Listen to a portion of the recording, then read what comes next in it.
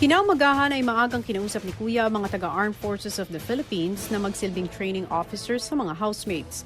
Ang aking housemates, pati ang mga Star Dreamers, ay dadaan sa tinatawag kong Pinoy Big Battle, kung saan ay susubukin ko ang kanilang galing, pati na rin ang kanilang lakas at katatagan para ipaglaban ang kanilang karapatan na manatili sa aking bahay.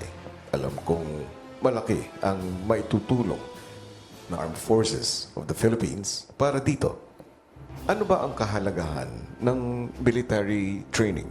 Ang military training, design po talaga siya na mahirap at very challenging. More than the physical strength na nakukuha nila, dinidevelop natin ang character ng bawat tao yung nag-undergo ng training.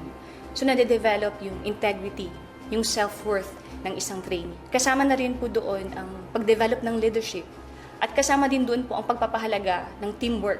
Nade-develop po ang respect. Respect sa sarili, respect sa organisasyon, respect sa kasamahan mo, respect sa rule of law. Naniniwala ako sa kakayahan at galing ng ating hukbong sandatahang. Salamat po, Kuya. At sana po maipakita din po namin na ang AFP is not just your partner for the peace and development, and that the AFP is an AFP you can trust.